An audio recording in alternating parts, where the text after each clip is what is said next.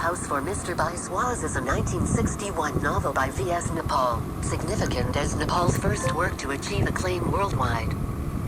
It is a story of Mohan Biswas, a Hindu into Trinidadian who continually strives for success and mostly fails, who marries into the influential Tulsi family only to find himself dominated by it, and who finally sets the goal of owning his own house.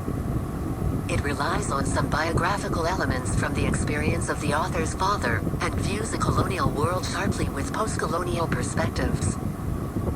Plot summary: Mohan Biswas, based on V.S. Nepal's father, Seepersid Nepal, is born in rural Trinidad and Tobago to Hindu Indian parents, and his father is a Brahmin. His birth was considered inauspicious as he is born in the wrong way, and with an extra finger. A pundit prophesies that the newborn child will be a lecher and a spendthrift. Possibly a liar as well, and that he will eat up his mother and father.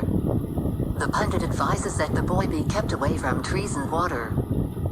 Particularly water. A few years later, Mohan leads a neighbor's calf, which he is tending, to a stream.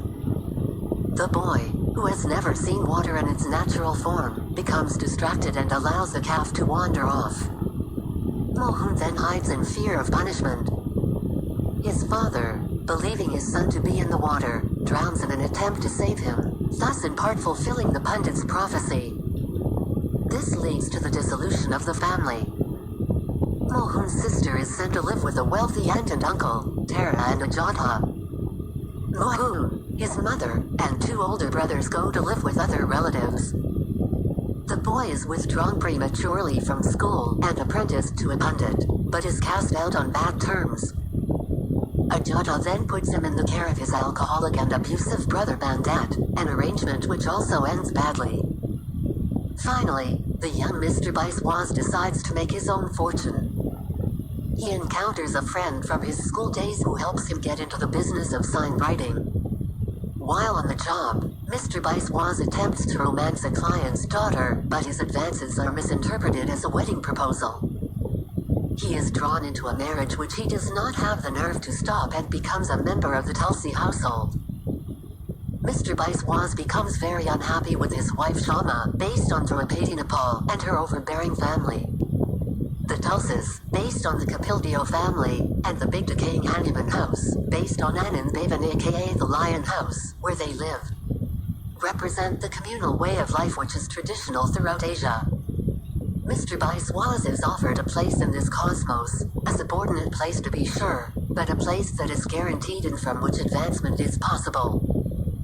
But Mr. Biswas wants more than being just a Gartamai. He is, by instinct, a modern man.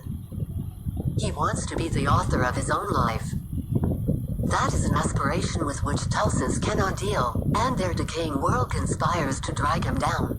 For, despite his poor education, Mr. Biswas becomes a journalist, has 4 children with Shama, and attempts several times to build a house that he can call his own, a house which will symbolize his independence.